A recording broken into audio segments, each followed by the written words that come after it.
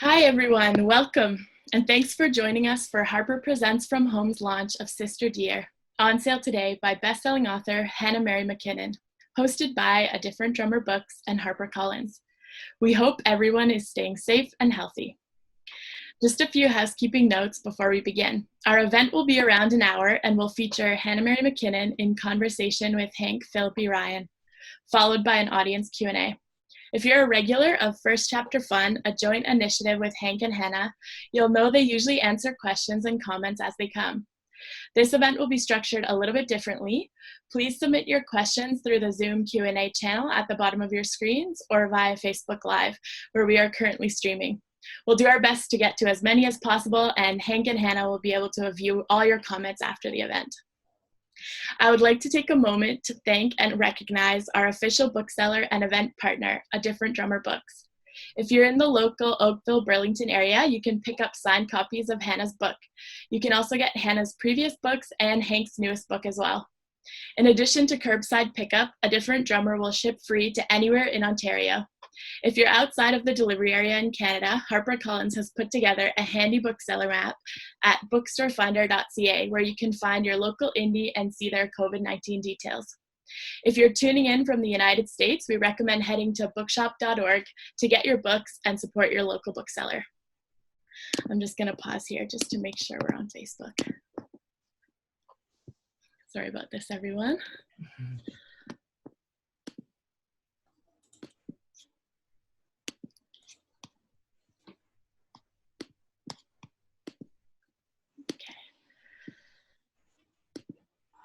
If you're interested in attending future author events, please visit our Harper Presents listing page at harperpresents.ca. I'll share all of these handy links in the chat and on Facebook.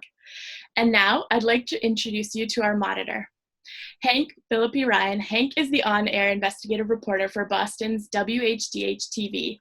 She's won 36 Emmys, 14 Edward R. Murrow Awards, and many other accolades for her groundbreaking journalism.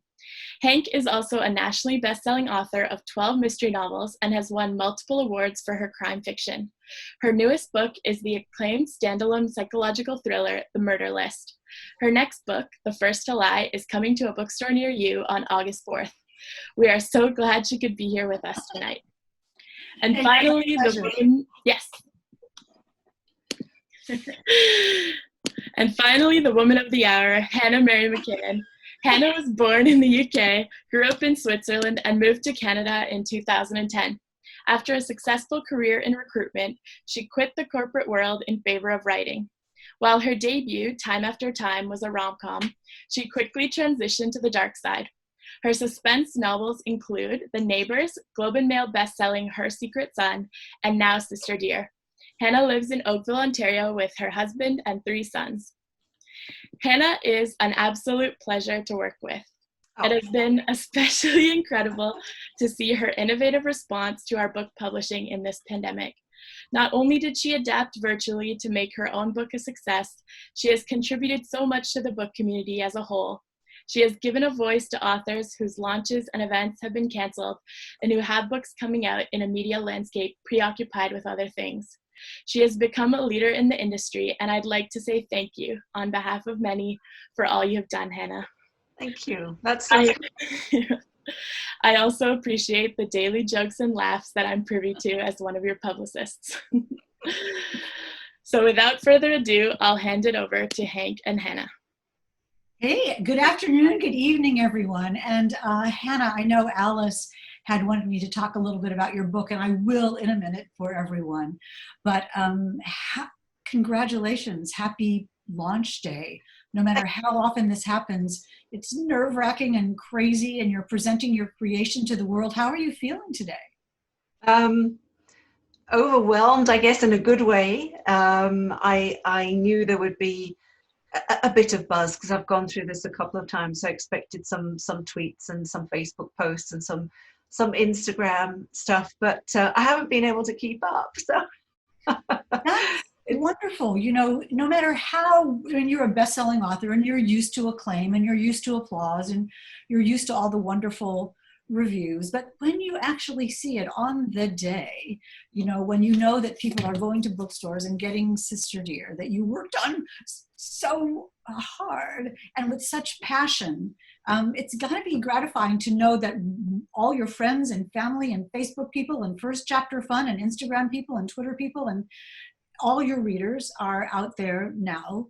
Listen, I look at the little counter and there's dozens and dozens and dozens of people, no pressure, out there. What do you think about that? Yeah, just make it even more nerve-wracking, why don't you?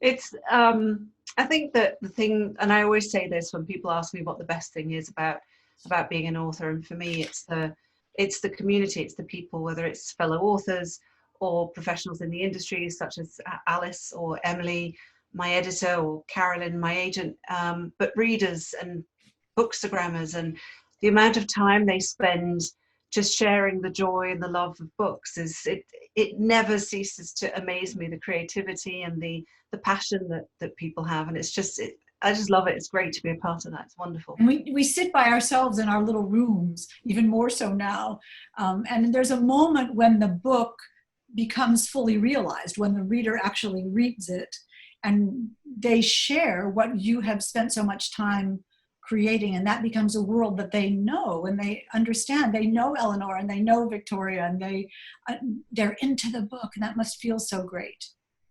And scary, because I know that my books, I think I called this one Marmite. Are you familiar with Marmite?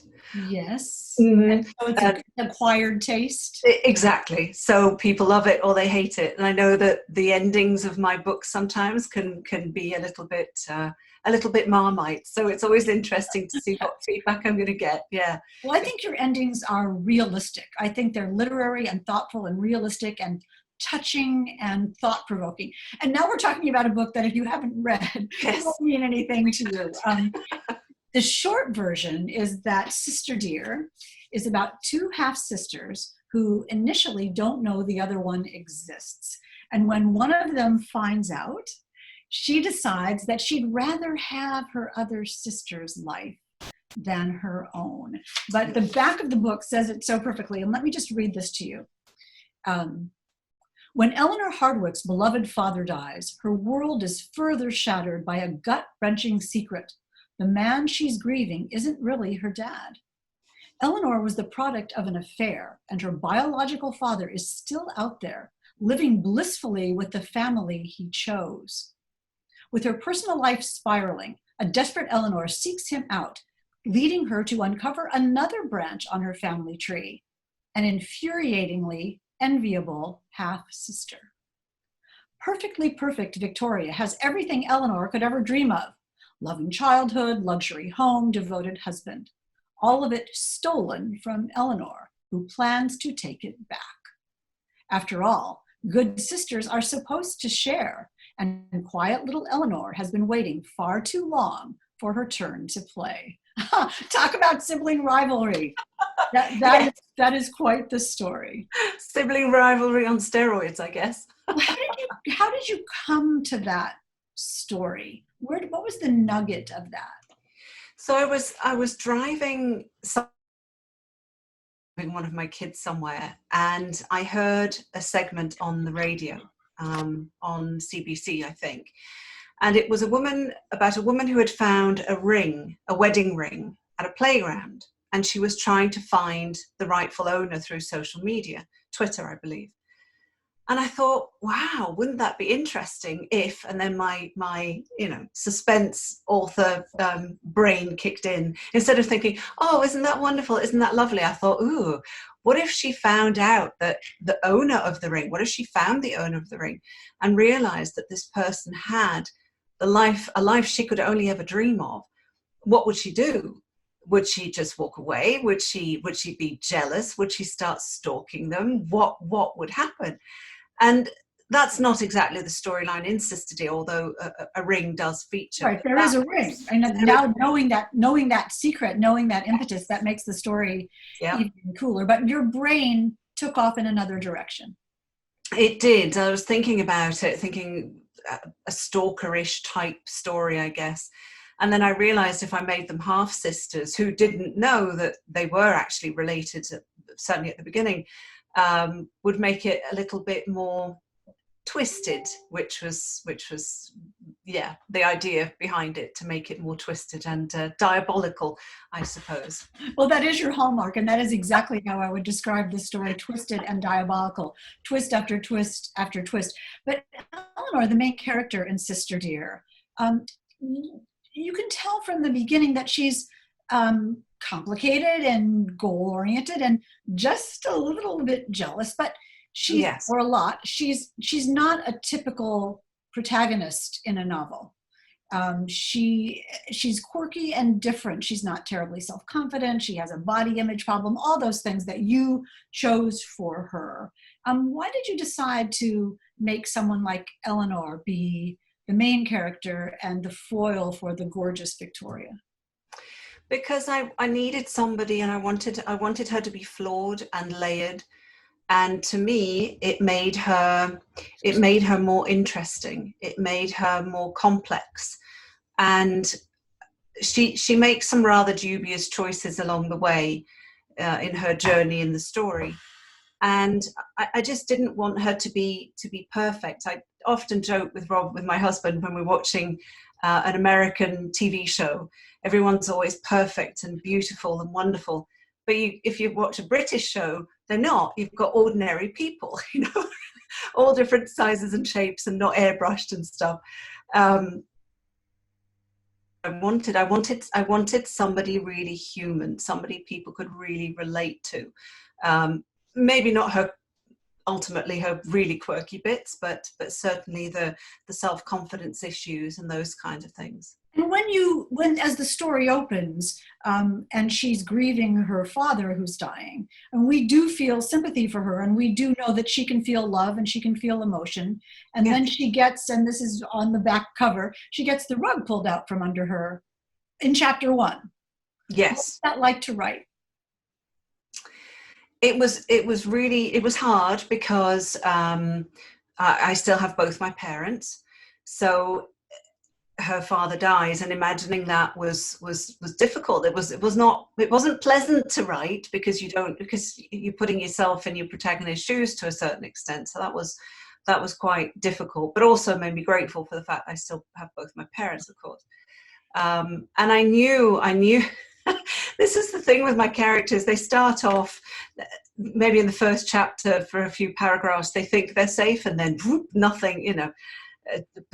Yeah, nobody's safe in my books, I think, right from the beginning. But I think it's, you know, you understand this so perfectly, that a classic way to start a suspense novel, and the thing you need to do, is have the character's world be upended. Yes. And that's what you do so beautifully. And then we're on this journey with her. But just as you were saying earlier, it's, you know, a journey.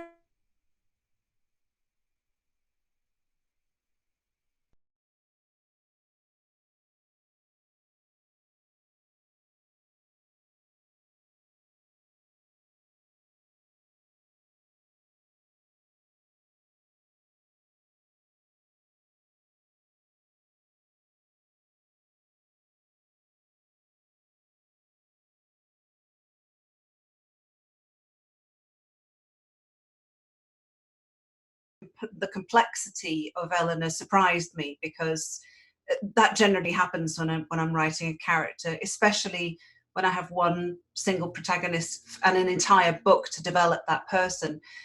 She did become rather real to me, actually. Yeah, Which must be exciting. I mean, you get inside their heads, and they say things that you didn't predict, and they do things that you didn't predict, yes. And they make decisions that you can't predict, and every single one of those decisions reveals who they are, and compels them to do something. But the other characters too have motivations and have needs and have wants, and yet we see the book, we live this book through Eleanor. Yes. How did you feel writing a person? I mean, you're self-confident and you're fun and you're funny and you know where you're going, but Eleanor is longing for a thing she doesn't have, and essentially will almost do anything to get that. What was that like to write? Difficult at times, because you're right. She's not a self-confident person. She's very complex. She's not very happy. And if I remember rightly, when I was done with the final edits, or certainly probably not the first draft, but probably the editorial, the structural edits, I'm pretty sure I remember Rob saying, "I'm glad you've passed her back to Emily, my wonderful editor, again, because you need a bit of a break, because you get so consumed and so into her head." So it was tricky at times, because I also felt, and this was the same in Her Secret Son and also in The Neighbours, I feel I put my characters through hell, and then I feel really bad about doing it, and they're not real. But yes, she was complex and draining is too extreme. That's not fair. But yes, living inside her head, and she has her mother lives inside her head all the time, berating her.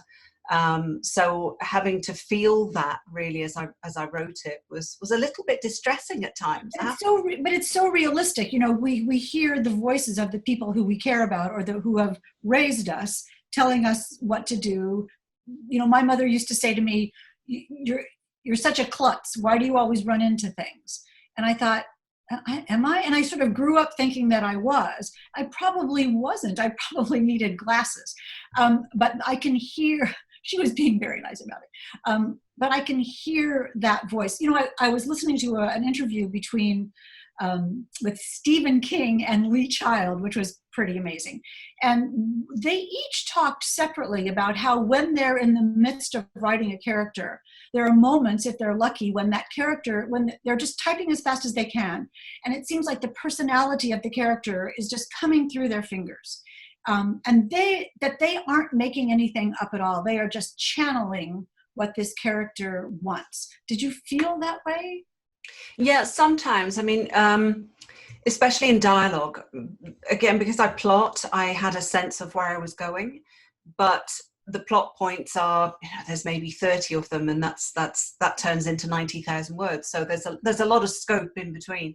So certainly in dialogue, I'll have characters talking, and they'll say something that surprises me, that I hadn't planned, I hadn't thought of, and that just comes out, and that I can then develop further. And that's always surprising and quite fascinating when that happens. I love it when that happens.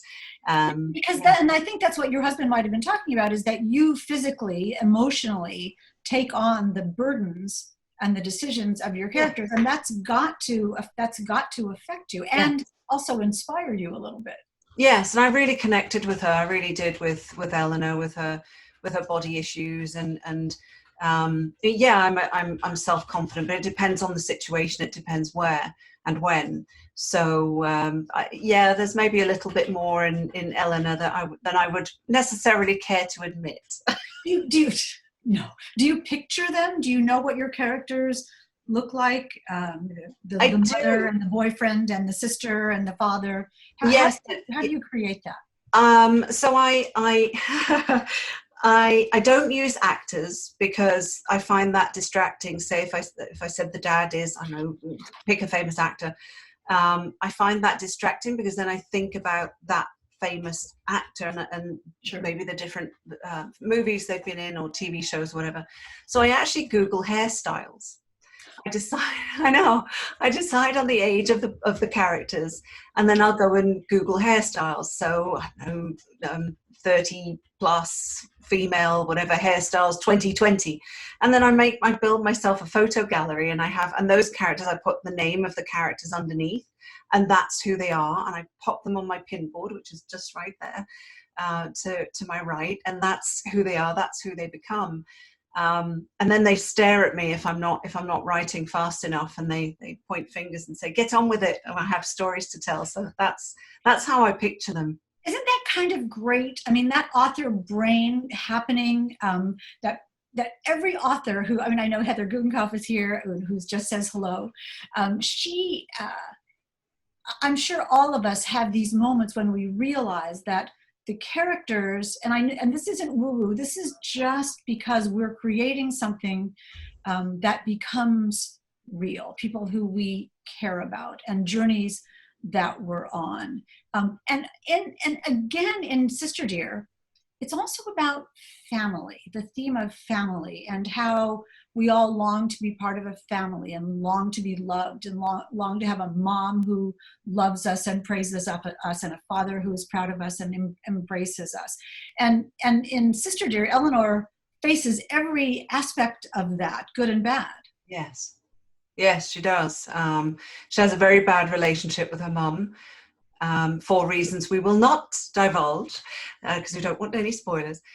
But she has a very strained relationship with her mum, a very strained relationship with her sister, not Victoria, but her other sister. And the only person who she can really trust and rely on is her dad. And he dies in chapter 2, but so essentially she's on her own. So a lack of self-confidence and no relationships really, not many friends.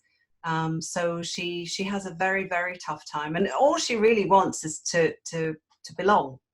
I think that's really the thing that she needs and she wants, and nobody's really there for her. Certainly not at the beginning. I'm seeing Kimberly Bell now asking questions as well, and I'm tempted to ask this question, Kimberly, right now, but I'm going to wait till the end so we don't give it away, because I want to talk first about. But welcome, Kimberly. Welcome, Heather. Sometimes I can see questions pop up in the chat, and sometimes I can't. So forgive me if we're not noticing all of them. Hannah and I are used to answering questions as they come in, so it's sort of a reflex. But talking about how you write your books, and I want to do that, but let's go back. Did you always want to be a writer? Was this what your goal was from the time you were 4? No, not at all. No. Oh gosh, I see that Emily's here. My editor is just going to disown me after that. No, I remember my dad asking me when I was a teenager what I wanted to do. He said, with the classic question, "What do you want to do when you grow up, Hannah?" And I said, "I want to own a company." And he said, "What kind of company?" And I said, "I don't know. I just want one." So I guess it was natural. Like every little girl wants a company. Right, yeah, give me a car. Basically, I wanted to be the boss. I wanted to be the big cheese. And I left school, I studied business, got a couple of business degrees and worked for a couple of companies. And in the mid-90s, I joined an IT recruitment company. And IT, this was back in mid-90s where websites were still not really a thing, and IT in general was expanding everywhere. And that company, I stayed there for 15 years, started off as, my job title was do everything that isn't sales, literally. Okay. Which was brilliant, and went from bringing the accounts in-house because we'd outsourced it all, to multiple projects, setting up companies in the UK, in Germany, in the Netherlands, and ultimately I became the CEO of that company. So no, writing was never on the agenda, not until we moved. Did you read as a little girl? Were you bookish? Oh, yeah. What did you read, if you remember? Yes, I did. I read a lot when I was a kid. Used to listen to a lot of audiobooks as well, actually, on cassette tapes. And we drive to, so I grew up in Switzerland, and we drive to England for the holidays, and Mum, to keep us quiet, I suspect, my sister and me, she would pop an audio cassette into the cassette player, and we'd listen to stories. So I was quite a bookish kid, yes, and I was probably until I went back to university, actually, and then I just, well, I'm going to say I didn't have time, but there was, reasons for it. I was studying, social life and all that, and I didn't read very much. And then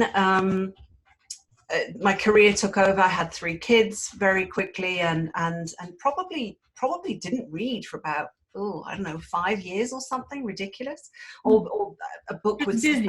Sure. Yeah, there's just too much going on. And so, but I wrote a lot, a lot of emails and, company policies and appraisals and stuff, but nothing creatively. And until we came to Canada 10 years ago, I would always joke and say, I do not have a creative bone in my body because I can't sing. Really, not even carry. Nobody wants to hear that. Sounds like I'm strangling a cat or something. I really have to say that, just parenthetically, and you all don't need to listen to this, but you and I have so much in common, and I can't sing, not at all, and nor can anyone in my family. And it used to be when we would sing Happy Birthday together, nobody would know what the song was. It's just impossible. So I'm thrilled to hear that I have a pal who's also singing impaired. Oh, tone deaf. Enthusiastic, Oh, yes, I'll sing Happy Birthday along with everybody else, but it just sounds terrible. And same with instruments. I can't play an instrument. I can't read music anymore. I used to play the piano badly because I had to, because I was made to. I can't draw. You didn't have a creative bone in your body. No, I really didn't. And then what happened? Well, we came to Canada, and I had this big idea for a new company. I was going to start up a new HR company, a different spin on HR, and it was going to be the best thing since sliced bread. And it wasn't. It failed within its first year of inception. It just died. Everybody said it was a great idea, and nobody wanted it. So that left me very lost. So I could identify with Eleanor at that point, because I had identified, I had my person who I was my career. And once my career was gone, or I felt like I had pushed it off the top of a cliff and watched it fall flat. So it wasn't just gone, but you had killed it. Yes, exactly. It was you a thought. Yeah. And I was really, really lost, and I didn't know what to do. I didn't know what I wanted to do. I moped around for ages. And my eternally optimistic husband said, "This is an opportunity. Don't you see this as an opportunity?" I said, "What are you talking about? No, this is horrible. I don't know who I am, and woe is me." And he said, "But you can reinvent yourself if you want. You can try and do something else if you'd like. If you could do anything, what would it be?"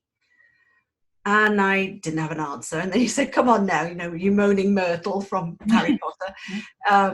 What if you could do anything? What would it be?" And I said, "Well, I've always thought really maybe I could write a book, but it's a pipe dream. It's never going to happen." And here we are, because he said, "Well, why don't you give that a go?" And I did. What did you think when he said that? I mean, first of all, you just told us that you never thought about writing a book, and yet somewhere there was simmering in your little heart the idea that those audiobooks that you and your sister were listening to in the car, that those were stories that people wrote, and that could be done.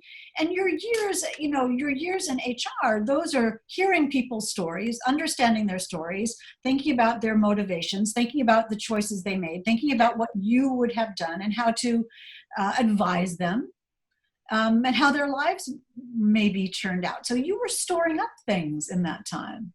Probably, and I guess my grandmother used to tell us stories. She used to send us cassette tapes over, actually, from England, and she'd make up stories. And we have some delightful recordings still of her reading us. Well, not actually reading, but just making up stories, and they're just wonderful. So I think there was always something there that maybe one day, wouldn't it be nice? Kind of a pipe dreamy idea. Maybe I could one day write a book. But I was waiting for inspiration to hit. Which is not necessarily the way to go about it, because what if it doesn't, Well, for writers, you sort of, the hardest part for me at least is that first moment of inspiration of what is, how do you get a good idea? And you can't make that idea happen. It just has to appear to you. I really have faith in the universe that when the time comes, the idea will appear. And sometimes I'm like, okay, I'm ready now for this idea. But the idea for your first book was not a thriller. How did that evolve? So Time After Time is a rom-com. So I always describe it as the love child of the movies Sliding Doors and Groundhog Day. Mm-hmm. And so it's the story of a woman who's in her early 40s who may or may not have some curly brown hair. And she's unhappy in her life. Her boss is out to get her, and her dad has had a stroke, and all these things have gone wrong. And she's wondering how her life might have turned out had she made different choices, specifically if she'd never met her husband, if she'd married, say, her first boyfriend. And then she wakes up and she is lying next to said first boyfriend, whom she hasn't seen in 20 years, because she's getting a glimpse. She's getting what she asked for. And the idea for that book came to me, and it was crystal clear. It was very clear what the storyline was, what the ending would be, and that didn't change much. But it was a rom-com. And I think now, looking back, because it was eight years ago or so, I guess, that I started writing that one.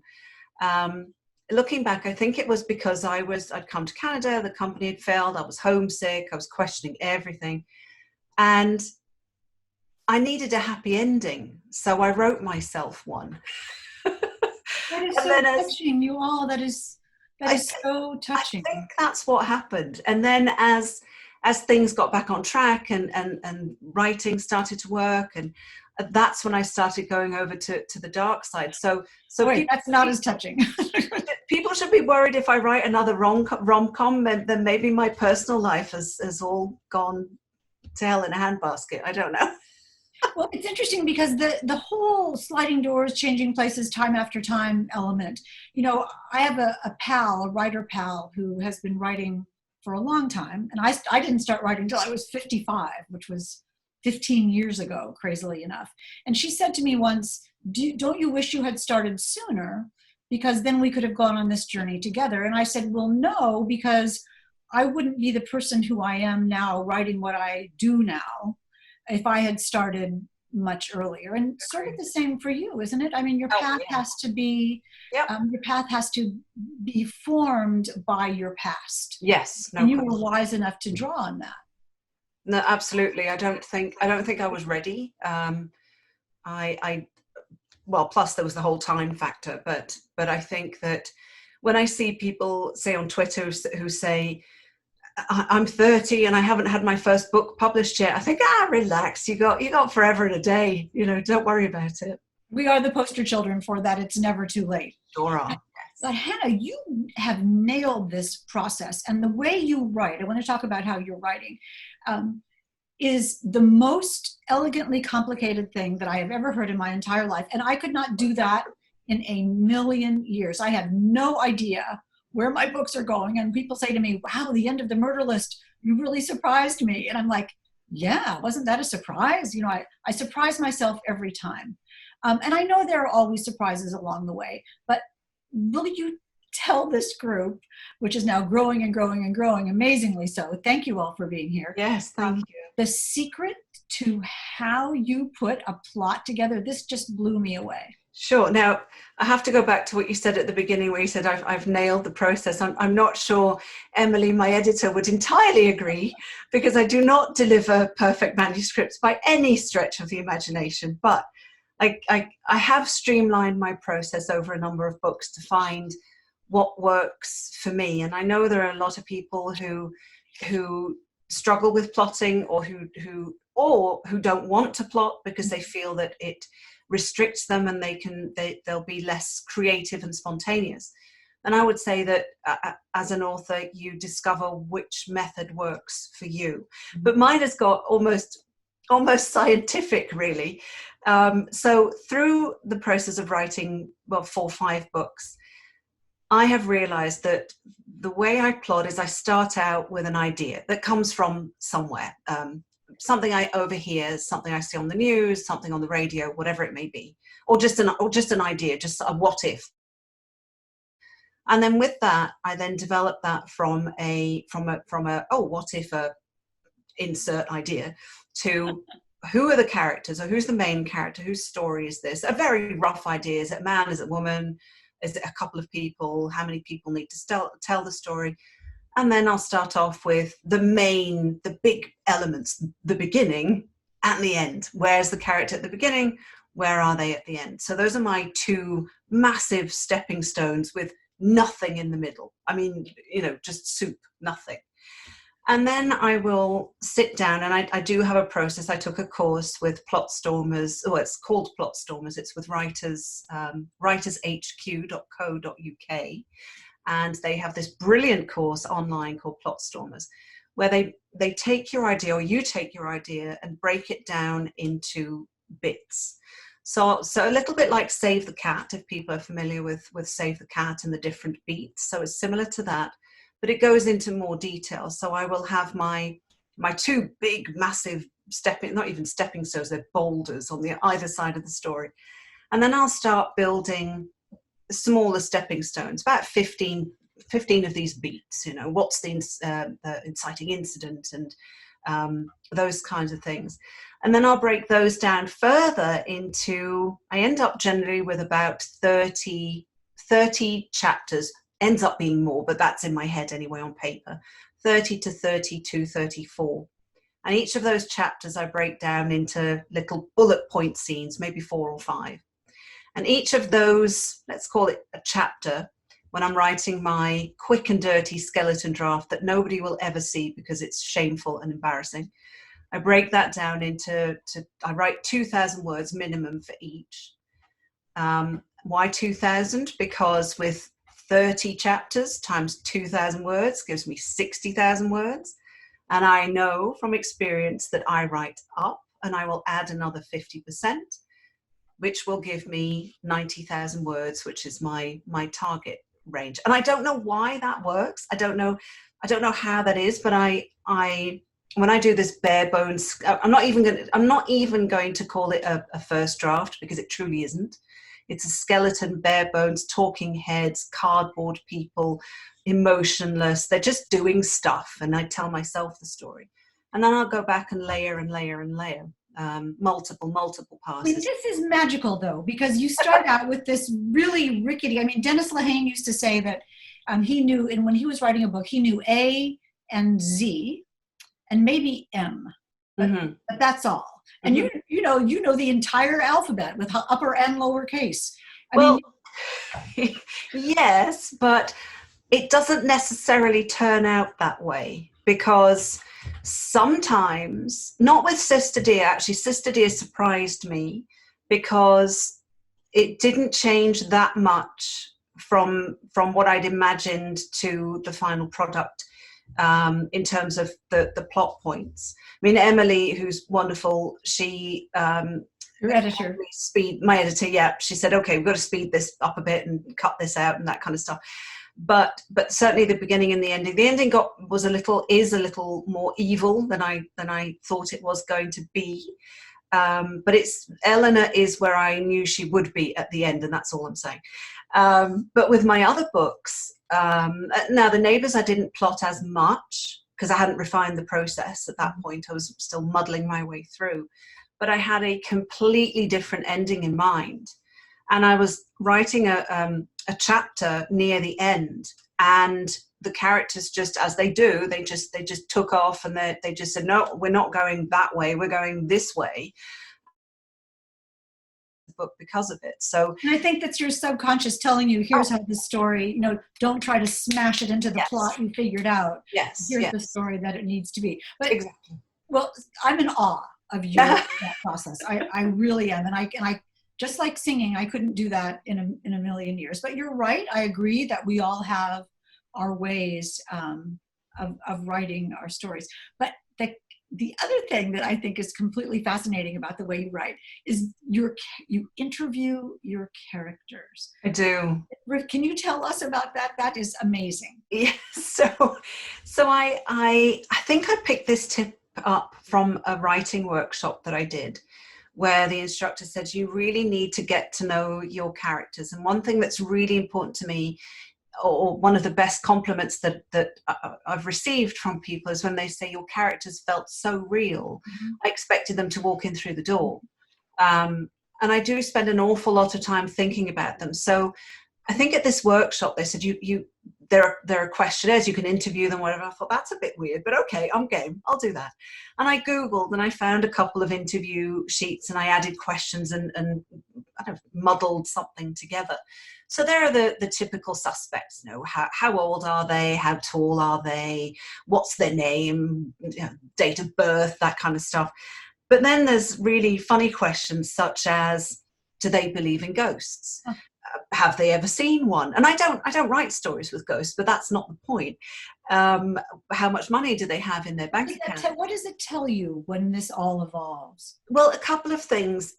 When I don't do this for every single character in the book, because that would be crazy, but certainly for my main ones. So for Eleanor, or for Sister Dear, I would have Eleanor, her mum, her dad, even though he doesn't feature heavily in the book, her biological dad and so forth, and her half-sister. So it enables me to get to know them properly. But not only that, it ensures that they're not all the same.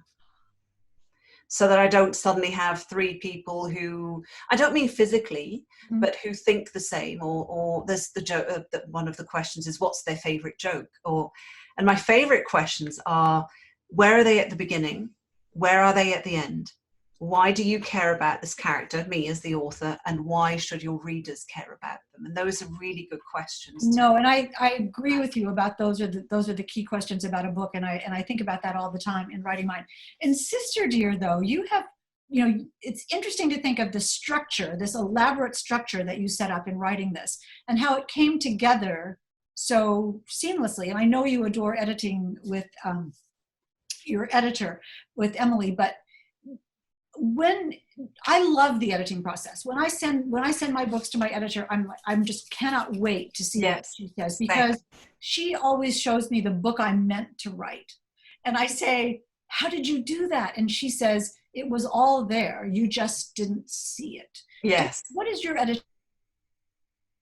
It's very similar feeling. So, and I don't want people to think that, oh, she plots and then it's magical and she writes a book and it's These people know that. These are readers. Yeah, I mean, I go through the usual, this is the best idea I've ever had. This is going to be great. Oh my gosh, I hate this manuscript. I hate everything about it. Actually, maybe it's not too bad. No, I hate it. And everything in between. But it's the same when I get the structural edits from Emily.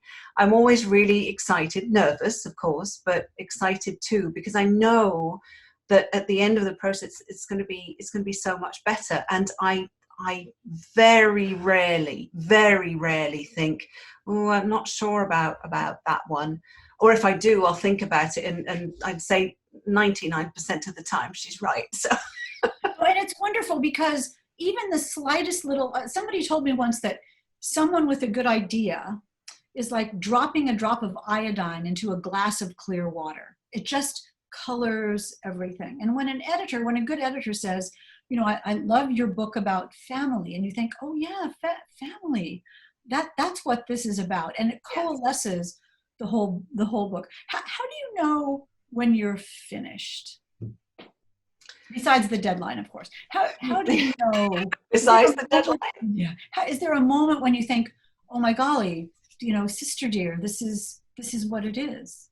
I think it's when I'm at the point where I can't do any more, where I've gone over the manuscript so many times that I don't think ever when I send it to Emily that I think, oh yeah, this is great, doesn't need any work. No, ever. So often it's for the last one I sent in that publishes next year, I sent to Emily in January, I was at the point where I knew stuff wasn't working 100%, but I couldn't figure out why.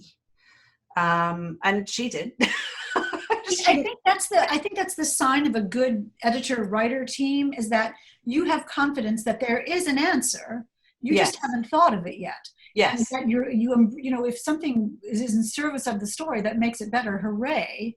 I mean, I love that. You both have just had such wild success with Sister Dear. It's compelling and it's riveting. And honestly, I've read a lot of thrillers, domestic suspense, and you just surprised me. I wish I gasped.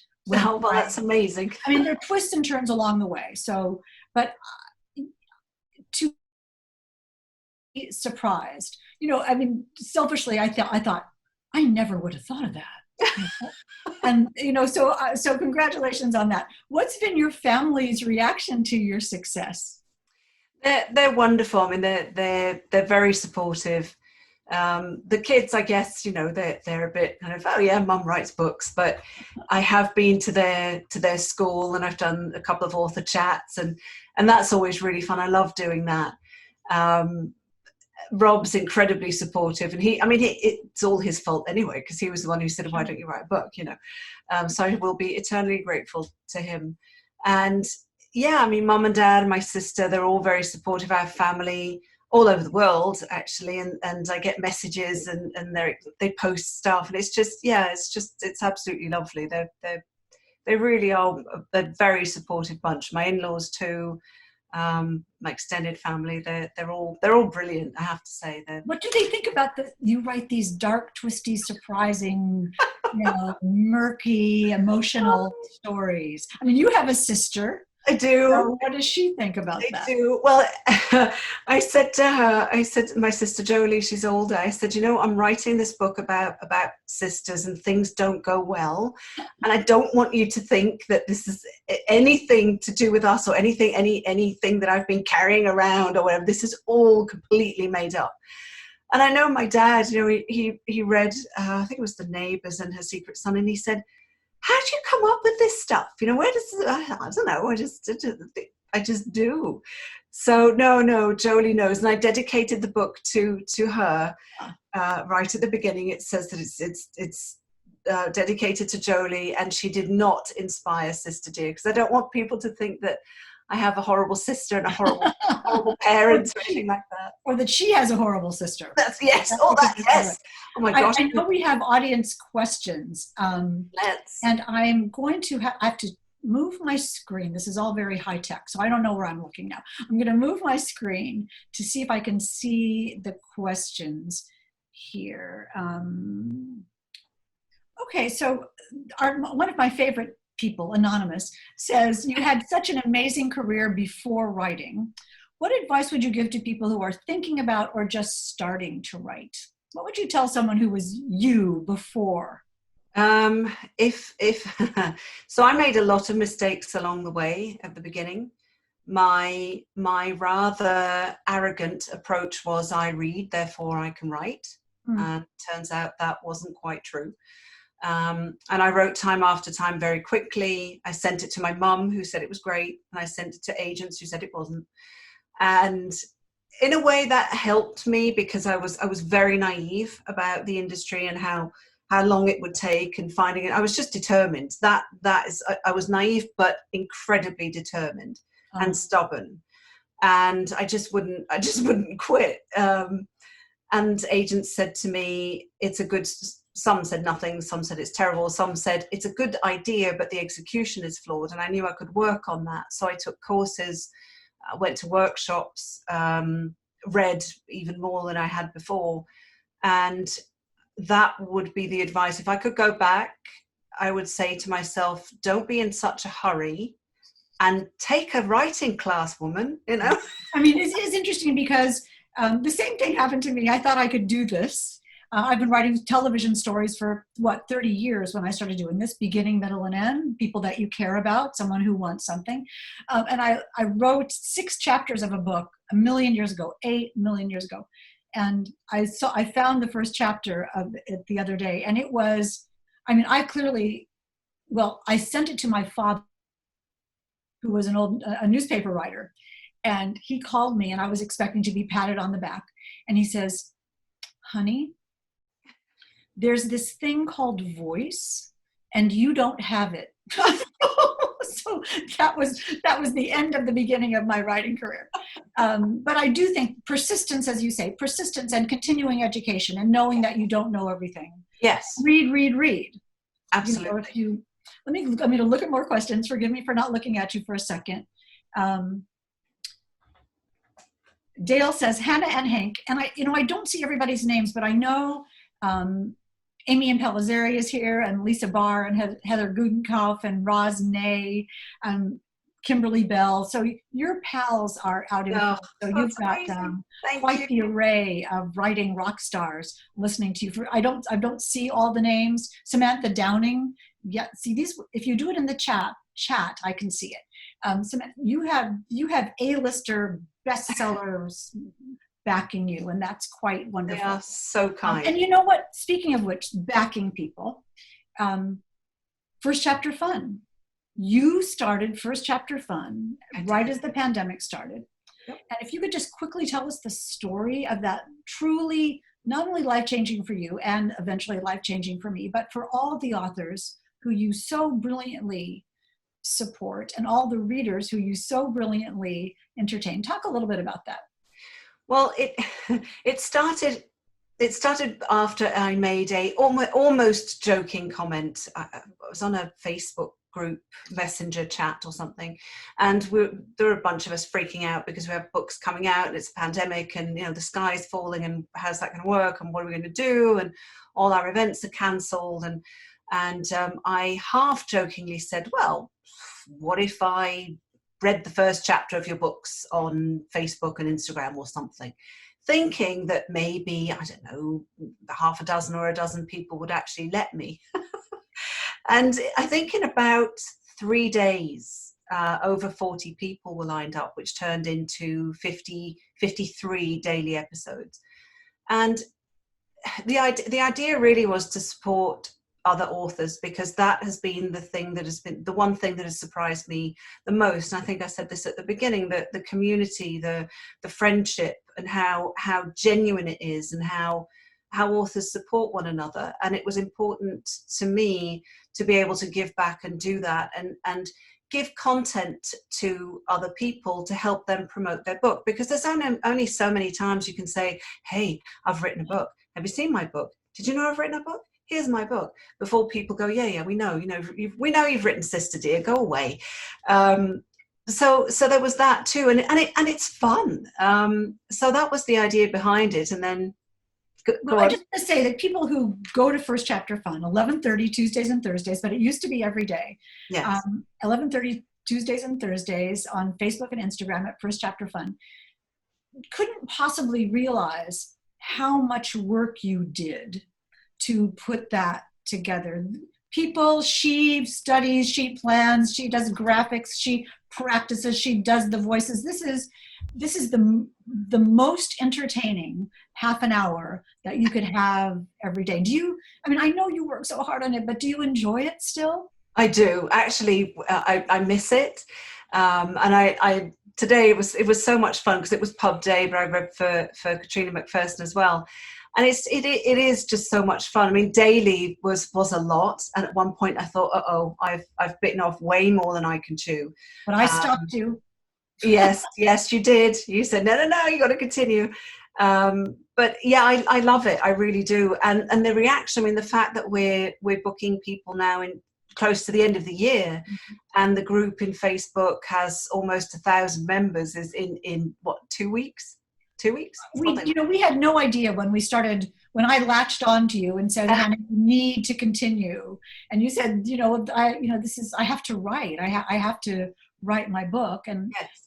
You roped me into helping, or I roped myself into helping. And so now we share.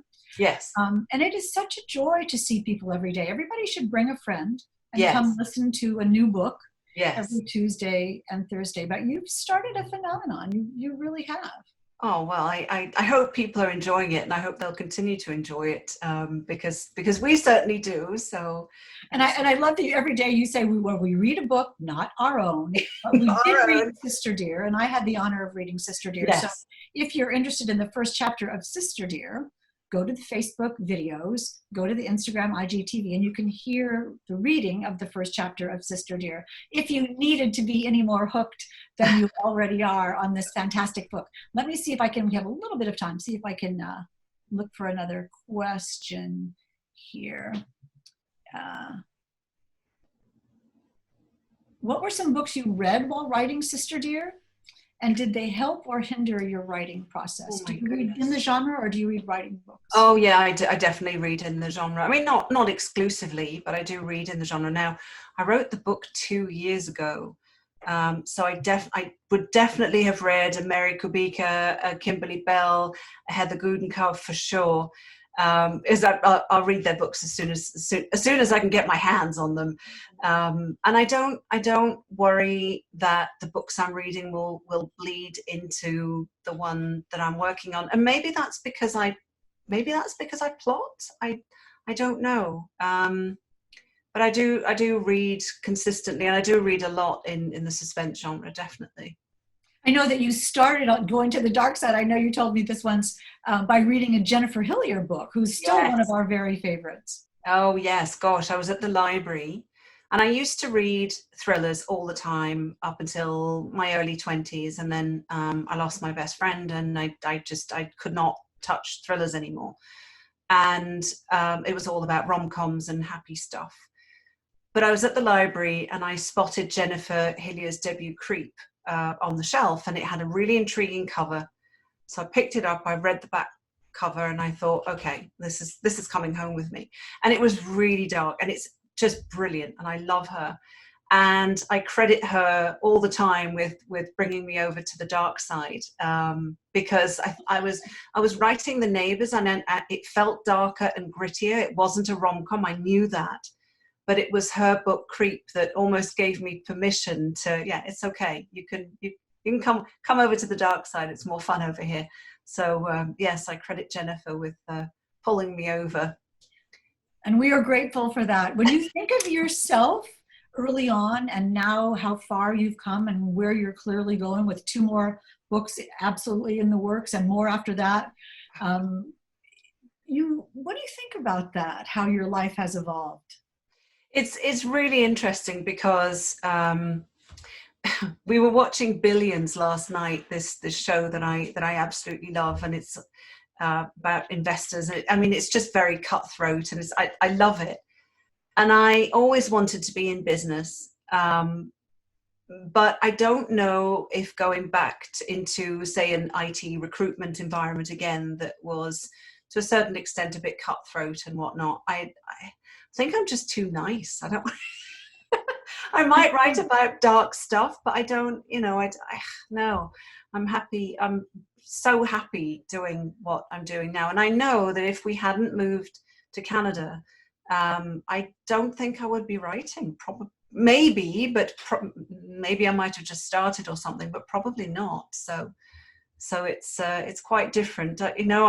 10 years ago, we'd moved, not 10, but 9 after the company had folded, and I was homesick and moping around. Compared to now is night and day. It's completely different.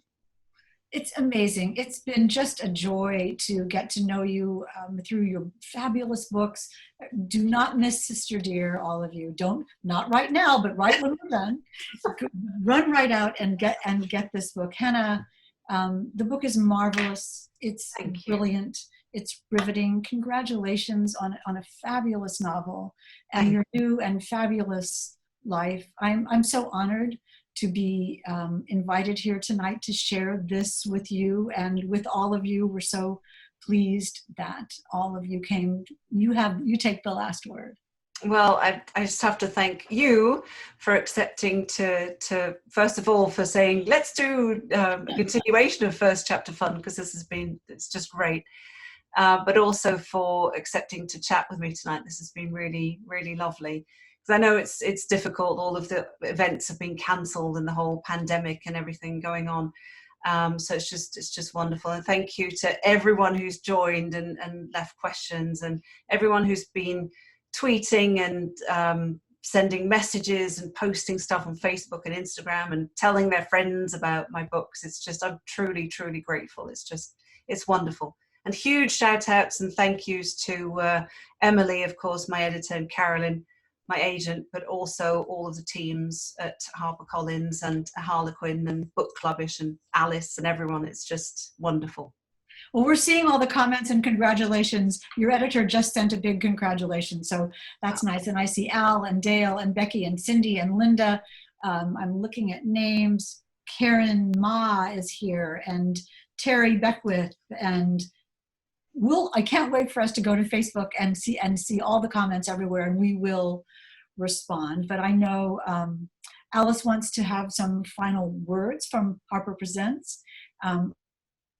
Thank you so much for coming. There's so many people write reviews, tell your friends, and we'll see you for the next book.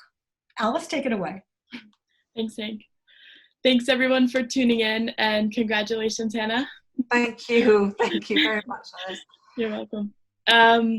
So we're very sorry about our connectivity issues with Facebook, but I'm going to work really quickly to get this video posted right away on Facebook. And we'll do that as soon as possible after we're done here. And just a reminder, you can pick up signed copies at A Different Drummer. And you can find all the links. I'll put them here in the chat and also on Facebook when we post the video. I'll have the links there so you can find those as well. And of course, you can always